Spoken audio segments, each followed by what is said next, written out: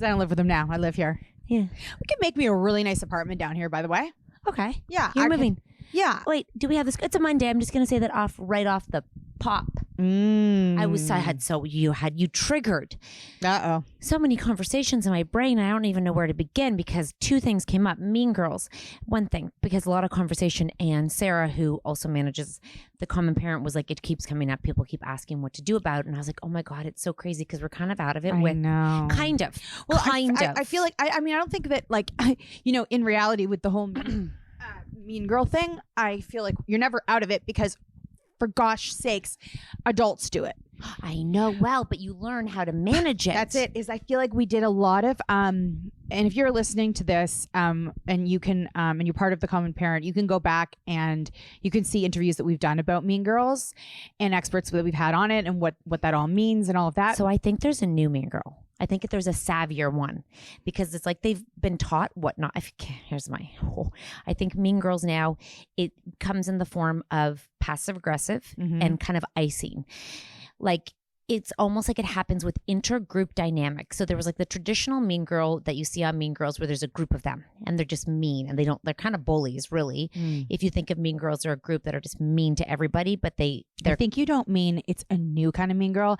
It's a different one that we talked about before. That people don't talk about. It's not in movies because my daughter said something so prophetic. That's probably our lunch. Prolific. Whatever the word Prolific? is. Whatever the word is. I don't know what any of those words mean. Where she's like, if I was in the court of law and I brought forward what this person was doing, you would not go to jail for the behavior because the behavior is so under the radar that it's like not mean, but it's not, if you were to repeat the conversation on paper, that's not mean, but it's the way of the body language when they turn their backs, when they kind of ignore that one person when they're talking. It's like they're friends, but they just, and they have one of them usually in a chokehold and then they toy with them. It's like kind of like a mouse and a cat, but they don't kill the mouse. They play with them for a while. Cats do, which is disgusting. They let them die for a long time and flip them around. So I was thinking, I'm like, that's really hard behavior, not only to teach your child how to parent because it's sort of like a mature, it's like you can't say much about it because you're not like doing something and then they're their friends. So it's so confusing because you're like, you're my friend, but you're not making me feel good. And those kind of girls are usually really good at finding their targets.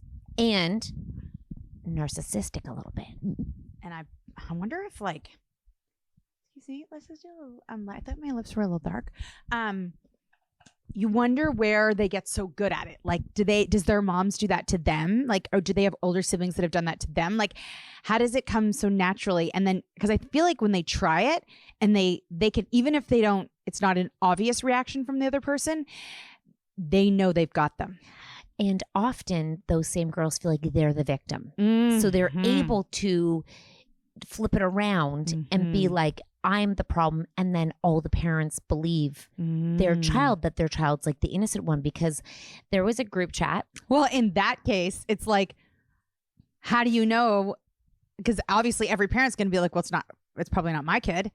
And then that daughter's telling a story from a different angle and they're like, oh, it's her. And then she tells her mom from that angle and she's like, oh, it's her. So 2 years ago, I was in a group chat.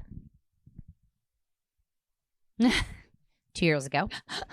And there were like 3 different parents at different times complaining that their kids were being bullied in different scenarios. Or like being concerned about bullying behavior, like things that were said. Maybe there was even 4. Because I think there was like, it was like a class. So wait, one was like, mine's being bullied, and the other one's not mine's bullied. Being bullied, it's like or whatever. It seems like the behavior. It's never called bullying. Was it at the same time? Well, it's sort of like it began to get more like it began to. Once one said, someone's like, "Oh, I feel that way too." Not I feel that way. Oh, I'm experiencing so and so in the class is feeling this way. So if we could. Okay, so 4 different moms were at feeling 4 different away. times. 4 different times. Okay. Over a short time. Wow, that's a lot of moms feeling that way. Well, therefore, are the top bullies. All 4 of them. All four have behaviors that the kids could complain about versus. And because I tell every parent, my inbox is open, my email is open, my text is open. If my children are playing with your children and you see something, please call me, please text me.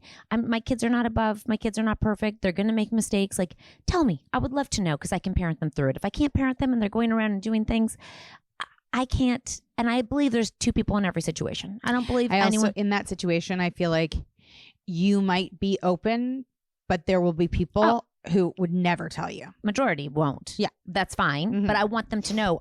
By saying that, I'm letting people know at no point do I think my child is above. My kid would never do that. Like I would never think my child is, every child is capable of things you're not thinking they're capable of. So I always talk to my children when I see something going on, even in situations where they're complaining about a child. I'm like, what is happening before that? What does your relationship look like? What are you doing? Because I'm hearing how you're feeling, but like, what would they perceive by what you're doing? And like flat out examples of what these kids who are complaining of being bullied, of what they're actually saying and doing. Now, kids will often, part of COVID was kids don't have the same language for bullying. So they think any behavior that isn't kind is bullying. So especially grade 3, 4, 5, 6s, kind of that younger group who were locked down for younger ages. I know it's a massive problem in the schools where they're like, if you don't want to play with someone, they're bullying me. They say no to me. You're bullying me. So they have to learn new languages, language about what it means. And I just thought, I wonder how many parents, if your child is complaining about mean girls, is your child just an innocent bystander sitting there in the relationship with no. It'd be really curious for all 4 of those girls. That's a lot of girls to all be boys. Well, I didn't say they were girls. All girls. Okay. To be, I would be curious to like hear what they're saying to their parents about the other kids. And I was going to say, like, I put bullying in under like such loose terms. Yeah. Let's just say they have done things to other children and said things that would be considered bullying other children. But isn't that what those moms are saying is happening to them? Exactly. But I think all the kids are probably saying things to each other. However, if we can't acknowledge that our kids are capable of it, you can't parent through anything because your kid is always just the victim. Like, because then if you go back, you're like, well, I've heard this about your child. Okay, so you're saying those 4 people think it's happening to their kids. You're not saying that all 20 of them are doing it to each other. No, I don't know because no one else is saying anything. I'm just saying those parents are saying that their kids are being victims. Yeah. To, let's just say, because you're not one of them, to your kid.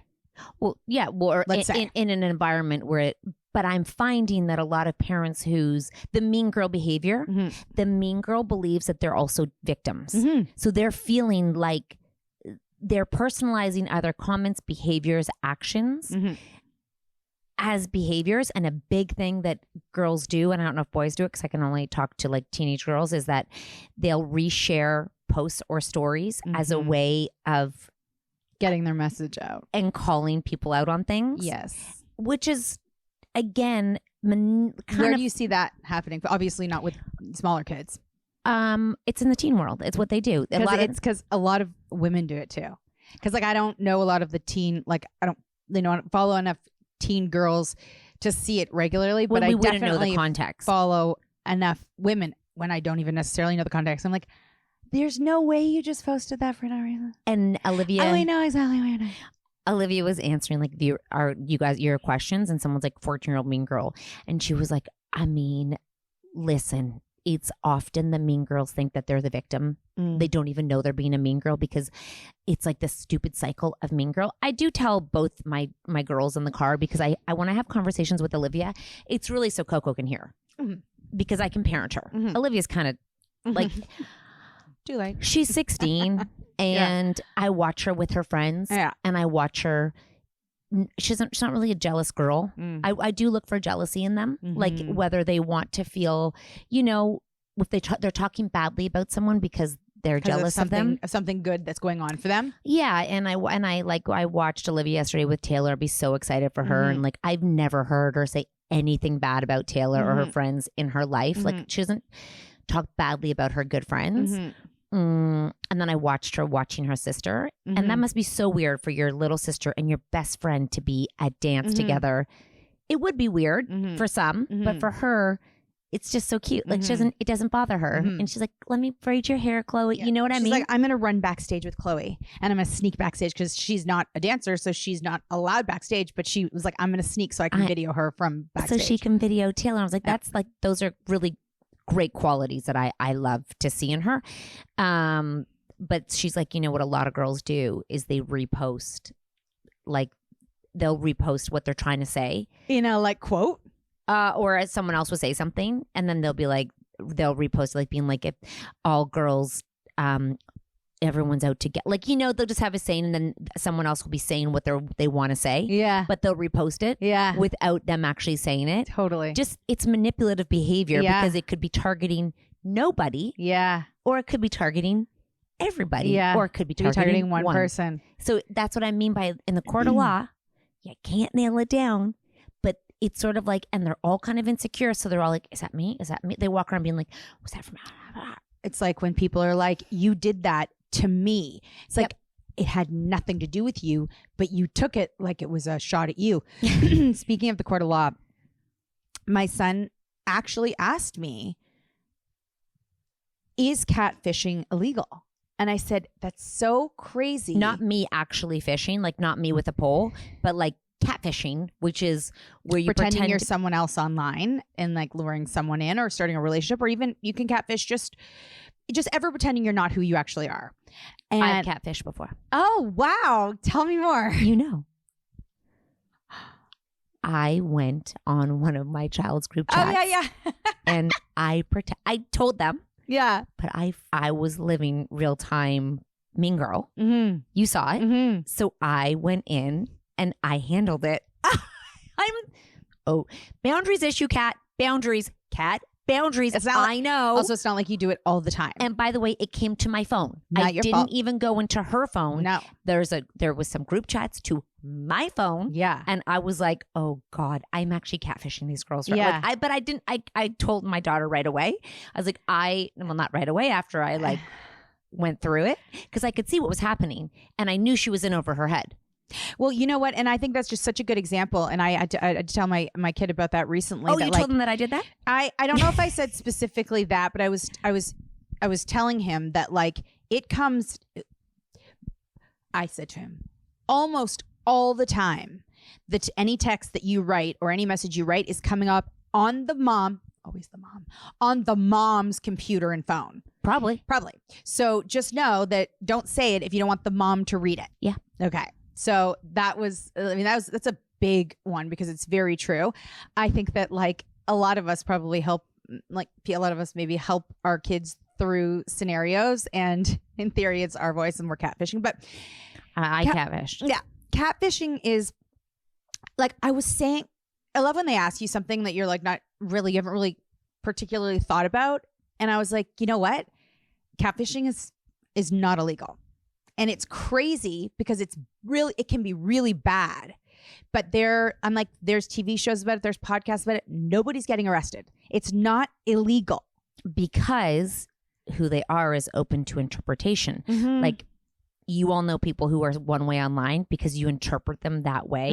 Like when they text message, it's what you decide their voice is. When they send a picture, there's nothing illegal about sending because you could say catfishing is a full face of makeup and contour and thick thing and a wig, hair extensions. But you can go as far as saying that you're somebody. I mean, you can't. I think it's illegal to impersonate someone. But if you're just pretending to be a character and you're sending pictures of someone else that's not you, and you're having a full blown relationship for years, that's illegal. Yeah, it was. We watched the show on it. I read the whole thing. I watched the show. It was a podcast. Show Catfish. Nobody's ever in trouble. She was having the police showed up because they were being someone else. Remember, they were using someone else's friend, someone else's identity. Yeah, but did anyone go to jail for that? I think I have to look it up. I think there was nothing she could do in the end to him. It was her cousin. Yeah, I know. But I think I'm in the end. I think they tried to sue her and they couldn't. No, she was like, she was like to everybody, and the cops was like, there's nothing we can do. I wonder if that's going to change. It should change because people's lives get ruined, like completely ruined. Kids, I know. Well, hello, kids go in relationships with people online all the time who they think are different people. It was a weird thing to say to my kid. Like, I don't remember which kid it was. I know it's horrible and I know it can be really bad, but it's actually not illegal. I think it's hard to define. I think it's hard to define because if they could put on literally a filter, that could be catfishing. Under the definition of law when you change, because who's to say what you exactly like? You look like our photos. We put our LinkedIn photos from 20 years ago. We could be catfishing. Or if you get a nose job and you're different, or if you, oh my God, it's very hard, the online court of law. And she actually doesn't really, she's not allowed to text message my little one. I have it on the setting, so she's only allowed to talk to certain people. So in our Screen Sense guide, I show you how you can limit the messages that come in and out. She also can't FaceTime because I think group chats are the most dangerous. The most dangerous territory for young people to get in. And if they're going to get in trouble, that's where they're going to do it. Everyone's like, Snapchat. I'm like, no, it's group messages within the classroom or within another group. And I was like, so we lock it down. So she can ask for more time and I can give her certain people. But like when they're that young, they don't understand. Even if you tell them, I can see it. They forget. I don't know if they forget. I just don't think. I think they just get into their world. They actually don't they don't even think. Yeah, they don't even think about the fact that everyone's saying my mom's going to read. They're just not thinking about it. Because when that situation happened and she was nervous. I was like, you haven't done anything wrong. Like, there's nothing wrong here that you've done. You just don't know what to do because you don't have the skills in how to respond to these text messages. You know, a big thing that girls do, and I taught this to my older daughter like a very long time ago, is that they'll text you looking for responses so that they can go show other people. And often two of them will be together and they'll start trying to get you to talk about someone they're with so they can look and show. And it used to be on the phone, they would do that. They would have you on a three-way and you wouldn't know that person was on the phone call. And the fact that they're setting you up. They are. Even though you might not have said something or thought that about them, we go and because that person starts talking badly about them. But it's okay if they do it because that person's there. Even though they're tricking you into saying something badly, that's how messed up some of the mean girl behavior is. Because I don't know how many boys are sitting there getting them to talk badly about someone else and feel badly about themselves, like in the whole lieu of catfishing. Because when you're setting someone up to go and talk badly about them at a young age, that's some messed up shit. I mean, I feel like I can vividly remember all of that as being like a young kid and girls trying to do things like that to each other, or like say you like that boy so that we can be like, oh, she's got a crush. And it that's devastating for a young kid to have falsely I have a crush on you. And then everybody in the whole school knows. Because they have no hindsight, because that is their world. Well, yeah, of course. And so it should be. They just have a tiny little world. And they have nowhere to go. And they can't leave. They have to go to school. They're in the rest of the day. And that's the other hard thing I say to my kids. I'm like, you're with them forever. You're with these people forever till you graduate school, maybe. I was like, right now, you don't hate anybody. You don't have things in common with them. And that's okay right now because, listen, the tides change very quickly when they're younger. And I said, so it's like, I don't like when you're sassy to me, but I always love you. So you can like certain things about people, but you don't have to like everything that they do. Yeah. I'm like, let's stop talking about them as a whole. Yeah. Because then when you go and be friends with them, it's very confusing for you when they go and do those behaviors again. Because I think we can separate the child from the behaviors when they're younger. Although some kids are just haven't learned the skills to properly have relationships and friendships yet. And I think that I don't know why we don't spend more time on friendships and what a good friend looks like, because we spend so much time on relationships. Oh my gosh, I know. I mean, I think about that a lot. Like I have had the questions like, oh, like you have these friends. How did you make these friends? How long have you, all of that. And it's really hard. But on the note of you saying that, I always try to tell my kids, people change. Always. So someone who was in grade 3 and you didn't like them at all, and you don't even it could have been you, it could have been them, it could have been the dynamic. They had some maturing to do. And I had like a really good example of that happen with one of my kids. And the person just had a really bad reputation of doing a lot of bad things. And one of my kids didn't want to have to run into them again when they went to another school. And I was like, well, let's just like, this wasn't like just like a flippant conversation, but I was like, let's really just think that maybe there was some immaturity going on. They might not be that person that they were before.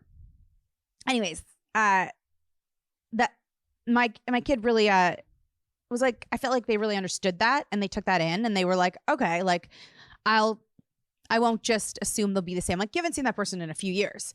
Girl. Anyways, the person is still naughty and like not friends with my kid, but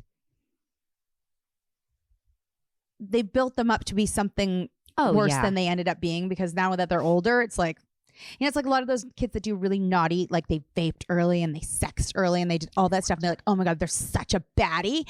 And then you realize everyone's doing it. They were just early to the game. I know. And now they're like, oh, they're just a nice, normal person. They just started early. I think it's important that as like parents, we get them to understand what a good friend is really early. Like what good friends make you feel like, what good friends do for you, what good friends, if you can get them to name qualities about each friend and what they like about them. And if they get to one and they have nothing good to say, like if there's no like what you love about when you're with them, and if it's silent, you're like, that's probably listen to that feeling. Well, that's probably not someone you want to spend a whole ton of time with. If you're not feeling like they make me laugh. Like, what do you do when you're together? Are you laughing? Are you giggling? Like, what is the thing? And I think that a lot of them don't stop to think, oh, I have a choice in this. And because we're with them, like your classmates, some of these kids are classmates. Like, I think if you're one family member who is in a smaller town and they are with those people, like, I think this is a lot of people's reality. Yeah, forever. And there are not a lot of options. Yeah. So it's really important to teach them the dynamics of how to behave. And I don't even mean friendships. I mean, like when we talk about mean girls, your child is capable of being a mean child or saying mean things, not being a total mean child, saying even unintentionally, doing something mean and being like, I'm so sorry. I did not mean to do that. That my apologies, learning how to apologize for something you've done rather than thinking you're just in trouble and you're just going to ignore it. Like, I don't want to deal with that. I'm just like, because a lot of kids don't know how to handle the situations they're in where they've done something. So, and as parents, when we excuse their behavior, like my kid can't do that, then they have no room for accountability to be like, oh, I'm capable of making mistakes. I should apologize for that. And I feel like it's a vicious cycle of this fucking mean girl shit where it's like, as parents, we can never perceive it. So how can you parent it if you can't perceive it? They could be doing it. They might not be, but no kid is 100% perfect. No. It's not possible. Well, because also like we say all young kids and teenagers do, is they're trying out behaviors to see how they feel and then to watch reactions and to see how they feel. So like everyone's going to try out something at least a couple times. And do something they're kind of like, oh God, I shouldn't have done that because they need to see other people's reactions. Yeah. But then if we go and cover up the behavior, like my kid wouldn't do that, you're making them believe that they are incapable of doing, there's no accountability. It's just sort of like, my kid can't do that. I'm like, that is just such a freaking mistake that we do. It's also really refreshing when you talk to a parent who's like, that could absolutely be my child. I'm going to go find out. Yeah. And I'm going to see, because you're being realistic. And you're also not like, if you say your kid could never do that, if you like think about selfishly between how you're growing a child on the other side too, is if you say they would never do that and then they do that, they can never tell you about it. You'll never understand them. They're highly disappointing you. They'll never think they did it. They don't think they're actually capable of doing it because you said they weren't. And you don't think they are. So even when they grow up and they do it, there's kind of like, that was them who did that to me. And that's really what that behavior comes down to, is they begin to think that it's right. It's warranted because of what they're doing to them. I can be mean to you because of what you're doing to me. And that's really the cycle that they get in, is mean girl behavior becomes like, I think it is two ways, some of it, but I think there's people who just can't take responsibility. So it just continues and continues. Because some people are just not meant to be friends. They are not meant to be. I was just telling you recently that there's like a woman that I, run into, and I just she is a lovely woman. She's a smart woman. She's a good woman. She's like everything that you'd want in a woman, let's say. And I have no synergy with her. And I bet I didn't when I was 13 or 10 or any of it. It just doesn't flow. And why should it? I know, but I literally sit in the moment and I'm like, I'm really good at like small talk. I'm really good at conversation.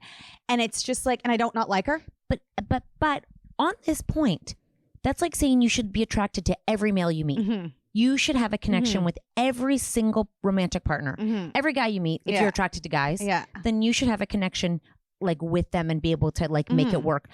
That would never even be a comprehensible ideology that would work. But friends, it's like you're just supposed to be friends with everybody. No, you're not. No, you're not. No. And that doesn't mean you have to be mean. No. But you do not have to spend a lot of time with them. You can talk to them, but you don't have to go and make it work because they're in your life. I don't find that though very often. I guess I'm not meeting people at a rapid pace, but I often like can find something interesting in someone. But that you want to spend multiple hours with on a regular basis? No, but at least something interesting. I know. It's weird when it doesn't like flow and you're like, but why do we expect our kids to be friends with everybody? It's so messed up that they don't have permission to not be friends with someone. Like they don't want to play with. I fucking hate it when in my kids' school, part of my language, that they make them spend time with other people. Right. Listen, I like that you understand the concept. I love that they're spending time, but to dictate who you're playing with at certain things, I think some of it has to come down. This is where we've gotten like playground politics, is they haven't learned how to say and learn that maybe someone doesn't jive with them, and that's okay, because y'all know those people who are adults who just don't understand interactions, and that maybe you're not synergetic, and that's okay, but you move on. Yeah. It's like the people who don't leave and you're talking to them, but you're like, we're done here, but they don't know you're done there. Do you know what I mean by this? And I feel like they're the playground kids who are forced to play with people. Like you're forced to play with them because they've never learned what the body cues are of like, we are not a connection right now. This is how a conversation goes. Yeah. It's like, it's so weird. I do feel like mass play where you're like, everyone play together and get along is going to breed people who don't get a hint when you're talking to them. Yes. You know what I mean? Yes, that's so funny. Those adults. Oh, yes. And you feel like, what you feel like you're saying to yourself? You don't need to be polite here. Like we both feel the same way. Yeah. Like it's not working. It's not going. Like we should be walking away. Like you feel that and walk away. And it's not personal. No, because there's so many people out there, and you can feel it when it's just like a match, and you can feel it when it's not. It's pretty fast. Like, you were saying. How do you not know that, though? Recently? How do you not know that? Maybe because you're just trying to be such a pleaser, and you feel like it would be impolite to not make it work. Yeah, I do have a pleaser, and that is true. But they definitely know the feeling of when it's not. They know right away when things are not normal. When they're like, that's not normal. You met someone recently, and we talked about it again, but I knew immediately you didn't, by what you said to me, that you did not vibe with that. I have, no, I can be very pleasant. But to get into my world where I want to spend time with you is not easy. That's not an open door. It's not a pantry. It's not a pantry door where they go back and forth. That's not, that door kind of has 4 locks and a key, and I don't have the patience for people. I love talking to people. I love finding out about you, but to actually go and have like more than surface conversation. And I think also like at our age, we've met enough people to know there are some really like fascinating, interesting people. That doesn't mean that person you don't find interesting isn't interesting to someone else, but there are some really interesting, fun, entertaining, enjoyable people made for you. Go find them. Yeah, if I don't have a lot in common with you, I don't want to try it. It's so hard. And literally, like, the worst is if you're sitting there and you're thinking what what can I say next? Oh gosh, I was talking to some kid who was riding in a car with, when you're a kid and you were riding in someone's car, you were carpooling. And it was awkward in the car because maybe the parent didn't talk or the kid didn't talk. And then you were like, should I say something? Because some people are really comfortable with silence. Well, we're gap fillers. Oh, we're huge gap fillers. Like I cannot sit in silence with people because I'm worried that they're thinking, I wish I was saying something. But some people are just fine to say nothing. I wish you could say, how in Ubers, you can say whether you want to talk or not talk. I'm not in a talking mood right now. That's a great feature. I don't know if you guys know that in Uber rides, you can say if you want to chat, if you want music, if you don't want to chat. But imagine as a kid, you could learn that skill. Oh my gosh. Like I like you as I think you're a great person. I just don't have a lot in common with you. So like let's do math together. But you know what? I don't want to go to your birthday party. Yeah. Like and if I'm friends with someone else, it doesn't mean I don't not like you. Oh yeah. It just means I have something in common with this person. Yeah. I have a lot in common with this person. It's not about you. Yeah. It's about where I want to spend my time. Because as a kid, I don't have a lot, but I really find it easy to hang out with you. And like one of my kids will literally, it's not a thought when he gets invited to a party, if he'll go. I'm like, oh, you were invited to that party. It's all of your friends. Do you like that person? Yeah. Are you friends with them? Yeah. I'm not going. I'm not going to the party. I don't want to go to the party. Okay, wait, it's almost 30 minutes, but I will say, I would think those little ones, because I think Chloe has very good boundaries, like concerning sometimes. Her dance friend. But the dance friends are like, they're like family. Yeah, like it's almost, really different. It's really close. You see each other nude like all the time. Oh my gosh. Like they're like, get some clothes on. Like it is a different, the moms see them. Like, it is. Dance teams are like family. So we have like a 2-hour drive. Her friend gets in the car, who is hilarious and hyper and talks, and Chloe puts on her noise canceling headphones on, and she's sitting there, and her friend's like, I can just see her friend. Her friend's like, I'm kind of like, it gives her like 45 minutes, and then she's like, I'm bored, and I'm like, because I didn't want to get involved, and I wanted them to figure it out. I really didn't want to say, Chloe, this is inappropriate. Funny. Like I was like, I am going to let you have your space because that's what you need. I'm going to honor that. And then she's like, I'm bored. And Chloe can't hear anything. She's watching a show. Oh shit. Oh, that's so funny. Nothing. Okay. So then I was her friend when I was little, and I never had a friend, but now, actually, friends back then would never do that. No. Because they didn't think they could. It wasn't allowed. So then she's like, I'm bored. And Chloe's like, okay, we can talk now. And I love it. The fact that she felt comfortable enough to do that because she needed a moment. And the other one was like, fine, I respect it. I mean, I don't enjoy it, but I'm not going to rip your headphones off your head. On the way, because I drive them a lot, she's like, Chloe, are you going to do that thing again today? And Chloe's like, no. And it's like, good. And I love it. Yeah, but I love both of them for it. It was great. Yeah. And actually, her mom, Chloe's friend's mom was like, I love your relationship, you two, because Chloe does switch. Like she either loves to be crazy or will be like, we're done now. Yeah. And she's like, I don't want to be crazy right now. I'm going to go chill. And the other one's like, fine. Yeah. It's like there is no jealousy on the team of someone can hang out with someone and it's not like you don't like me because you're with them. That's what dance teams teach you is to ebb and flow because you are all doing different things, but you're all together. It's like really lovely. It's a very lovely skill for them to have. You know what else I feel like they're good at in the team is, okay, so you're going to be spending a lot of time together. So intense time. Getting in a fight and making it last isn't going to work very well for you, and I think they all know that. So I have found there's been a lot of, and they get emotional. They're really open with each other. There is so many tears. There's so much anger, and I feel like they argue like siblings, but they are really good at apologizing to each other. They'll be sassy in front of each other with their parents. They won't care. It's a very unique, it's great life skills to learn as long as we can let them know that this isn't how you behave under pressure. Yeah. But every mom, if they're helping another kid, because all the moms help, because I mean, you are bumper to bumper. I don't think you know what it's like to be in a dance room where it's packed. You are body to body. You can't even. And it's not just the space, it's the energy in the room that is so high. And then if a mom's not there, the other moms help out, even if they're not on the same group. So if it's another group, but they're the same school, they're all in the same. Do you need, okay, I can help you. Calm. Yeah. No, is that okay? Is this one good? It is. And they're absolute crazy. I mean, sweaty. But their behaviors are so irrational. The parents know it's not who you are.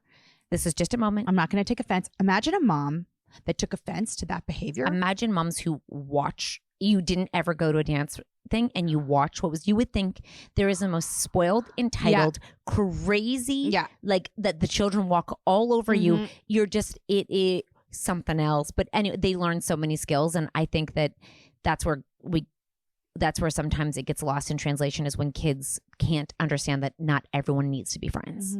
We need to work on that as a parenting community, that we need to work on. It's okay to have other friends and not everyone needs to be best friends. And if there's a friend group and there's two people that are closer, it's kind of normal. Not everyone's going to be best friends within one group, but you can all be friends. There's no rules, you know? It's like a polygamist. Yeah, it's complicated. Oh, but we need to teach them. We can teach them how to do this. Oh, yeah. And we can teach them how to say, I don't like that behavior, and it's okay. You know? Yeah. Anyhow, thanks, guys. It's Monday. We'll see you tomorrow, Tuesday.